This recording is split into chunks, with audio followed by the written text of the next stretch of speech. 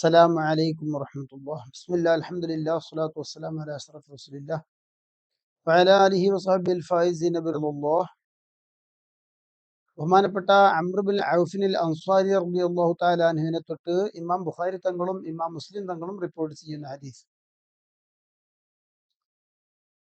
അന്ന റസൂലുള്ളാഹി സ്വല്ലല്ലാഹു അലൈഹി വസല്ലമ ബഅസ അബാ ഉബൈദത്ത് ബിൻ ജറാഹ് റളിയല്ലാഹു തആല അൻഹു ഇലൽ ബഹ്റൈൻ യഅതി ബിജിസിയതിഹാ ഇലാ ആഖിറിൽ ഹദീസ്. തീർച്ചയായും റസൂലുള്ളാഹി സ്വല്ലല്ലാഹു അലൈഹി വസല്ലമ തങ്ങൾ ബഅസ അബാ ഉബൈദ ഇബ്നുൽ ജറാഹ് റളിയല്ലാഹു അൻഹു അബൂ ഉബൈദത്ത് ബിൻ ജറാഹ് റളിയല്ലാഹു തആല അൻഹുവിനെ അയച്ചു. ഇലൽ ബഹ്റൈനി, ബഹ്റൈനിലേക്ക് അയച്ചു. യഅതി ബിജിസിയതിഹാ, ബഹ്റൈനിൽ നിന്നുള്ള നികുതി കൊണ്ടുവരാൻ. ഫഖദിമ അബൂ ഉബൈദത്ത് റളിയല്ലാഹു തആല അൻഹു, അബൂ ഉബൈദ റളിയല്ലാഹു തആല അൻഹു ബഹ്റൈനിൽ നിന്ന് വന്നു.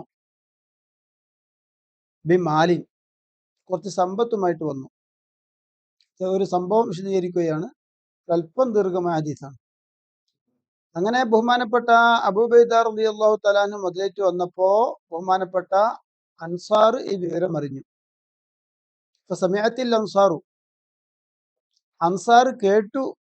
അബൂ ഉബൈദ റളിയല്ലാഹു തആല അൻഹ ഖദിമ ബിശൈഇൻ മിനൽ ബഹ്റൈൻ, ബഹ്റൈനിൽ എന്തോ കൊണ്ടുവന്നിട്ടുണ്ട്, സമ്പത്ത് കൊണ്ടുവന്നിട്ടുണ്ട് എന്നുള്ള വിവരം അവർ കേട്ടു. ഫവാഫൗ സ്വലാത്തുൽ ഫജ്രി മഅ റസൂലില്ലാഹി സ്വല്ലല്ലാഹു അലൈഹി വസല്ലം, സുബഹി നിസ്കാരത്തിന് സ്വല്ലല്ലാഹു അലൈഹി വസല്ലം തങ്ങളോട് കൂടെ അവർ ഒരുമിച്ചു. എന്ന് പറഞ്ഞാൽ അന്ന് സുബഹി നിസ്കരിക്കാൻ വേണ്ടി എല്ലാവരും പള്ളിയിൽ ഉണ്ടായിരുന്നു. അങ്ങനെ ഫലമ്മ റസൂലുള്ളാഹി സ്വല്ലല്ലാഹു അലൈഹി വസല്ലം ഇൻസറഫ, സ്വല്ലല്ലാഹു അലൈഹി വസല്ലം തങ്ങൾ നിസ്കരിച്ചപ്പോൾ ഇൻസറഫ, നിസ്കാരം കഴിഞ്ഞു, തിരിഞ്ഞു. ഫതഅറളൂ ലഹു, അവർ സ്വല്ലല്ലാഹു അലൈഹി വസല്ലം തങ്ങളുടെ മുന്നിലേക്ക് കടത്തക്ക രീതിയിൽ വന്നു. ഫതബസ്സമ റസൂലുള്ളാഹി സ്വല്ലല്ലാഹു അലൈഹി വസല്ലം ഹീന റാഹും, അവരെ കണ്ടപ്പോൾ നബി സ്വല്ലല്ലാഹു അലൈഹി വസല്ലം തങ്ങൾ ഒന്ന് പുഞ്ചിരിച്ചു.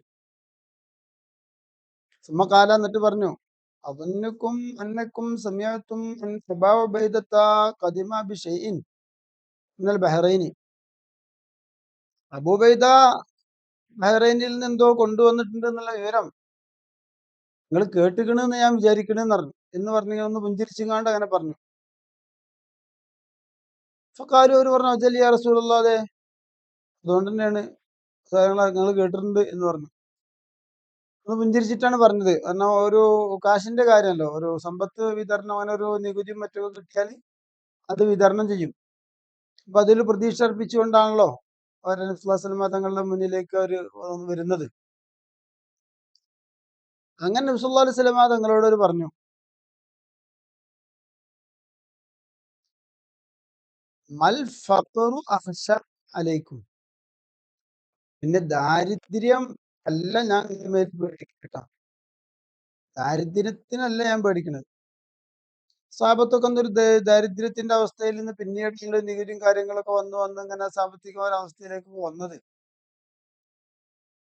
അപ്പൊ അതുകൊണ്ട് ഈ ദാരിദ്ര്യമല്ല ഞാൻ പേടിക്കണത്. വലാകിന്നി അഖ്ശ അലൈക്കും, പക്ഷെ ഞാൻ നിങ്ങളുടെ മേൽ പേടിക്കുന്നത് അൻ തുബ്സത ദുനിയാലേക്കും, ദുനിയാവ് നിങ്ങളുടെ മേലിൽ വിശാലമാക്കപ്പെടലിനെയാണ് ഞാൻ പേടിക്കുന്നത്. കമാ ബുസിത്തത് അലാ മൻ കാന ഖബ്ലക്കും, നിങ്ങൾക്ക് മുന്നേ ഉള്ളവരുടെ മേലിൽ ദുനിയാവ് വിശാലമാക്കപ്പെട്ടതുപോലെ നിങ്ങൾക്ക് വിശാലമാക്കപ്പെടുമോ, അങ്ങനെ തനാഫസുഹാ കമാ തനാഫസുഹാ, എന്നിട്ട് ആ ദുനിയാവിനോട് നിങ്ങൾ ഇങ്ങനെ ഒരു പ്രത്യേക രീതിയിൽ അതിനാഗ്രഹിച്ച് അതിലേക്ക് ആഗ്രഹം കൊടുത്തുകൊണ്ട് അതിനോട് ഇണങ്ങി ചേർന്നുകൊണ്ടുള്ള ഒരു പ്രത്യേക സമീപനം.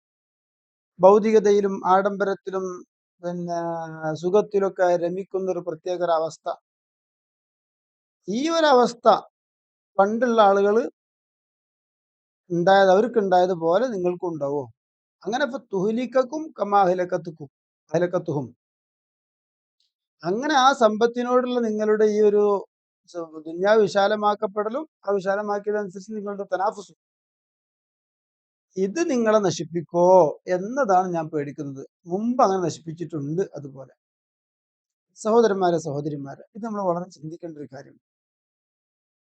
സമ്പത്ത് വരുമ്പോ നമ്മളോ നമ്മളെ മക്കളോ ബന്ധപ്പെട്ടവരോ ഗൾഫിൽ പോയോ മറ്റോ ഒക്കെ സമ്പത്ത് ഇങ്ങനെ വർദ്ധിക്കാം. ഈ സമ്പത്ത് ഇങ്ങനെ വർദ്ധിക്കുമ്പോൾ ഒരു പേടിക്കേണ്ട ഒരു കാര്യമാണ് പറയുന്നത്. സമ്പത്ത് ഉണ്ടാവുക എന്നുള്ളത് ഒരു തെറ്റല്ല, അല്ലെങ്കിൽ സമ്പത്ത് ഉണ്ടാക്കൽ ഒരു തെറ്റല്ല, ഉണ്ടാവൽ ഒരു മോശമല്ല. പക്ഷേ ആ ഒരു തനാഫുസ്, സമ്പത്തിനോടൊരു പ്രത്യേക താല്പര്യം, അതിനനുസരിച്ച് അതുകൊണ്ട് രമിച്ച് അതുകൊണ്ട് സുഖിച്ചുള്ള ഒരു ജീവിതം, അപ്പൊ സ്വാഭാവികമായിട്ടും അള്ളാഹുവിനെ മറക്കും. അള്ളാഹുവിന്റെ അനുഗ്രഹങ്ങൾ ഇങ്ങനെ അനുഭവിക്കും ചെയ്യും, അള്ളാഹുവിനെ മറക്കും ചെയ്യും. ആ ഒരു സ്വഭാവം കുട്ടികളിലേക്കും പകരും. കുട്ടികളൊക്കെ കാശുള്ളതിനനുസരിച്ച് ഇങ്ങനെ വളർന്നാൽ അവർ ആ സുഖത്തിന് അങ്ങനെ പോരും. ദുഃഖവും പ്രയാസങ്ങളും അവരറിയാതെ, പ്രശ്നങ്ങളും പ്രയാസങ്ങളും അറിയാതെ ഇങ്ങനെ പോകുമ്പോൾ പലതും ചെയ്യാൻ തോന്നും. അങ്ങനെ പലതിലേക്കും വീട്ടിലെന്ത് പരിപാടി ഉണ്ടാകുമ്പോഴും അത് ആർഭാടത്തോടു കൂടെ നടക്കുള്ളൂ. കുട്ടികൾക്ക് അതിങ്ങനെ വണ്ടിയിലും മറ്റോടും ഇവിടെ കയറി തണ്ടി നടക്കാനും, ബാക്കി സ്കൂട്ട് കിട്ടണം, ആവശ്യമായതും അനാവശ്യമായതുമായ കാര്യങ്ങളിലൊക്കെ പോകാനും, അങ്ങനെ ആ ഒരു കുടുംബം തന്നെ നശിക്കാനും, ഭൗതികമായിട്ടും നശിക്കാം, ആഖിറത്തിൽ ഏതായാലും നശിക്കും. അപ്പൊ സാമ്പത്തികമായ അവസ്ഥയിൽ അഭിവൃദ്ധി വരുന്ന അവസരത്തിൽ പേടിക്കേണ്ട ഒരു കാര്യം, വിശ്വാസങ്ങൾ പറഞ്ഞത്, നിങ്ങൾ ദാരിദ്ര്യമാകുമ്പോൾ ഞാൻ അത്ര പേടിക്കണില്ല, സാമ്പത്തികമായിട്ടുണ്ടായിട്ട് ഇങ്ങനെ ഒരു അവസ്ഥ വരുന്നതാണ് പേടിക്കുന്നത്. എല്ലാവരും ചിന്തിക്കണം, അവനവൻ വീട്ടിൽ അള്ളാഹു സാമ്പത്തികമായ ഐശ്വര്യം ആപേക്ഷികമായി കൂടുതൽ വന്നാലും വലിയ സമ്പന്നനാവണമെന്നില്ല. സാമ്പത്തികമായ ഐശ്വര്യം കൂടി വരുന്തോറും അള്ളാഹുവിനെ ഓർക്കാനും ഇത് നല്ലതിലേക്ക് നയിക്കാനും അനുവദനീയമായ രീതിയിൽ ജീവിതം ആസ്വദിക്കാനും ജീവിക്കാനൊക്കെ ഇസ്ലാമിൽ തന്നെ സൗകര്യം ഉണ്ടല്ലോ. പക്ഷെ അള്ളാഹുവിനെ മറക്കുന്ന ഒരു രീതി ഉണ്ടാവരുത്.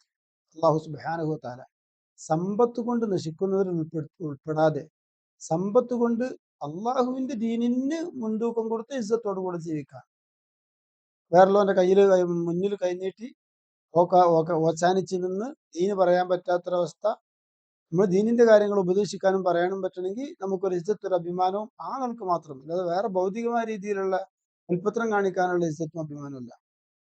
ദീന് പറയണം, ഉപദേശിക്കണം, ദീനിന്റെ കാര്യങ്ങൾ അങ്ങോട്ടും ഇങ്ങോട്ടും ഒക്കെ പറയണം. അതിന് ഈ പൈസക്കാരന്റെ മുന്നിൽ ഓച്ചാനിച്ച് നിന്ന് ദീന് പറയാൻ പറ്റാത്തൊരവസ്ഥ ഇല്ലാതെ, എല്ലാവർക്കും ദീന് പറയണല്ലോ, എല്ലാവരും അവരവന്റെ കുടുംബങ്ങളിലും അവിടെ ഇവിടെ ഒക്കെ അള്ളാഹുവിന്റെ ദീന് പ്രബോധനം ചെയ്യണം, ഓരോരുത്തരുടെ അവസ്ഥക്കനുസരിച്ച്. അതിനൊക്കെ ഒരു ഇജ്ജത്തും അഭിമാനം വേണമെങ്കിൽ അതിന് സമ്പത്ത് നല്ലതാണ്. പക്ഷെ സമ്പത്ത് കയ്യിൽ കിട്ടുമ്പോൾ ഈ തനാഫസോട് കൂടെ നശിക്കുന്ന ഒരവസ്ഥ ഉണ്ടാവരുത്. അള്ളാഹു നമ്മളെല്ലാവരെയും സാമ്പത്തികമായി അനുഗ്രഹിക്കുകയും എന്നാൽ ഒരിക്കലും പരലോകം നഷ്ടപ്പെടുന്ന രീതിയിലുള്ള സമ്പത്ത് നമുക്ക് തരാതിരിക്കുകയും ചെയ്ത് അള്ളാഹു അനുഗ്രഹിക്കട്ടെ. അസ്സലാമു അലൈക്കും വറഹ്മത്തുള്ളാഹി.